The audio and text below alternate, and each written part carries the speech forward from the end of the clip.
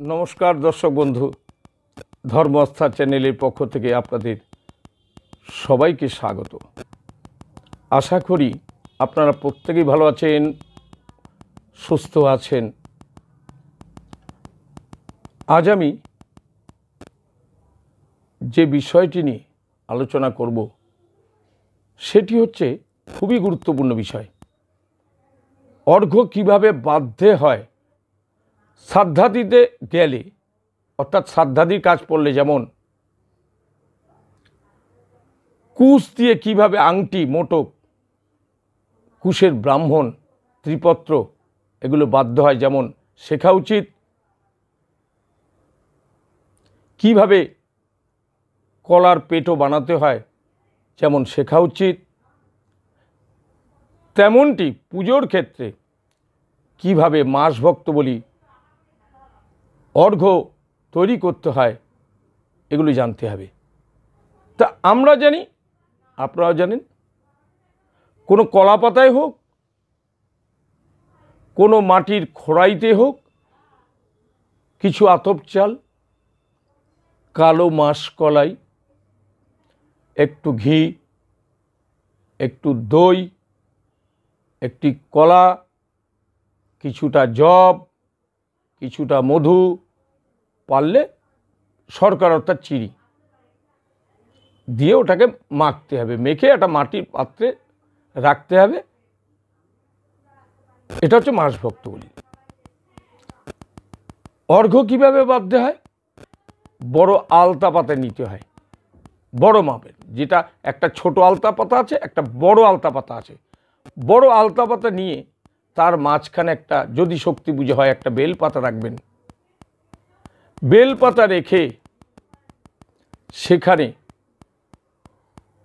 108টা দূর্বা বেছে রাখতে হয় সেই বেল পাতার উপরে।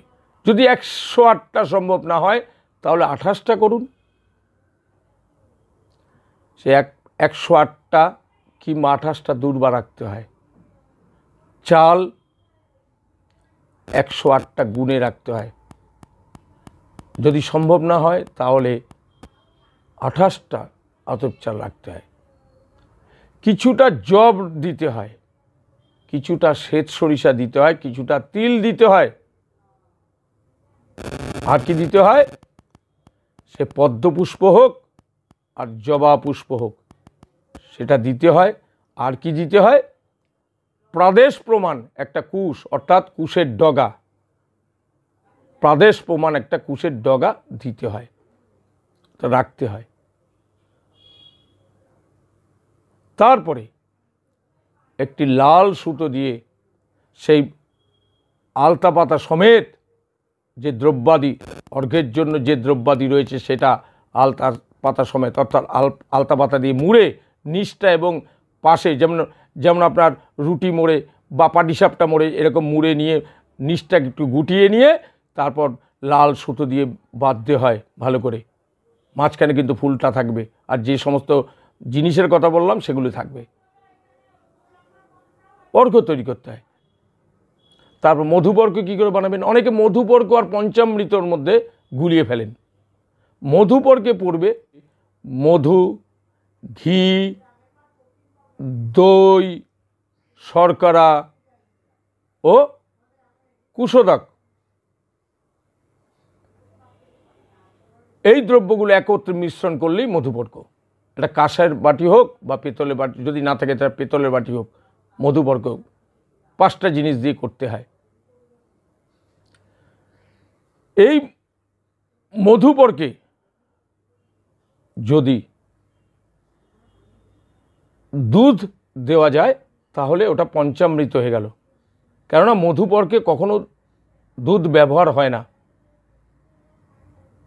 পঞ্চামৃত করতে গেলে এই সমস্ত জিনিসগুলো তো লাগবেই, যেটা মধুপর্কে দেওয়া হয়েছে তার সঙ্গে একটু দুধেরও প্রয়োজন হবে।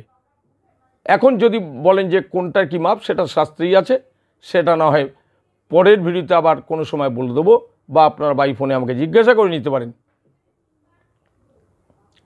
এই হচ্ছে মধুপর্ক, পঞ্চামৃত, এগুলো জানতে হবে। কলাপেটও কাটা জানতে হবে। তারপর হচ্ছে পঞ্চগব্য।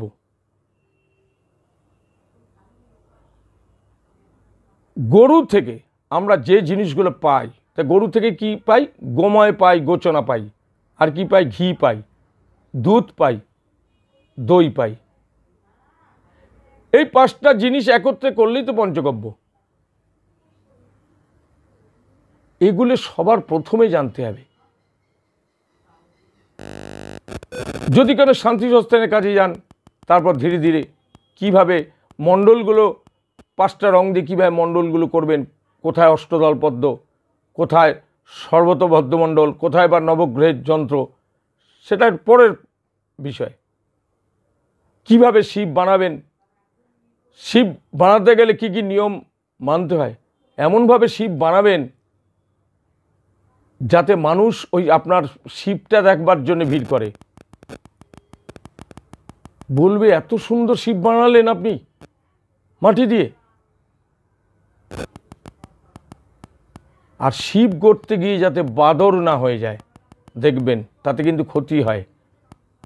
একজন করেন যেমন তেমনভাবে একটা, ওটা মাটির প্রদীপ না শিবের পিনাক বোঝা দেয়। সেখানে অঙ্গুষ্ঠের মাপ, লিঙ্গটা হবে অঙ্গুষ্ঠের মাপ। ইচ্ছা মতো একটা করলে হয় না, তার একটা পরিমাপ আছে। তাই যাই হোক বন্ধু, এই জিনিসগুলো সবার আগে জেনে রাখা দরকার। আশা করি বিষয়টি ভালো লাগবে, অর্থাৎ যারা শিখতে চান তাদের ভালো লাগবে। যারা আমার শুভানুধ্যায়ী তারা অবশ্যই ভালো বলবেন, কেননা আমি আপ্রাণ চেষ্টা করছি আপনাদের ভেতরে সঠিক জিনিসটা দেওয়ার জন্য। আর আমি বারবার বলেছি, অনেক ভিডিওতে বলেছি, উচ্চারণটা ঠিক করার চেষ্টা করবেন। অন্তত 100% না হলেও 80% চেষ্টা করবেন। যাই হোক বন্ধু, পরের ভিডিওতে এরকম আরও নূতন নূতন বিষয় নিয়ে আমি আপনাদের কাছে আসবো, যাতে নবাগত পুরোহিতদের সুবিধা হয়।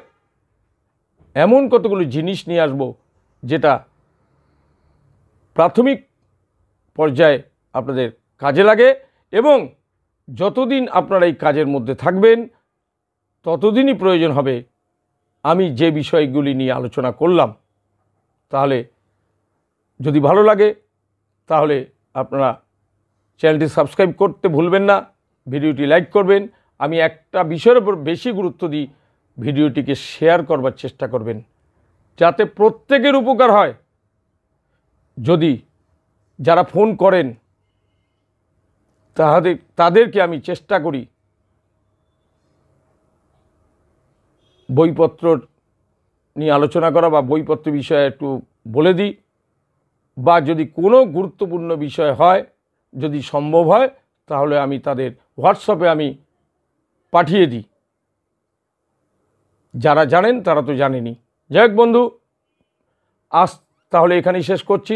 পরের ভিডিওতে আবার দেখা হবে। নমস্কার।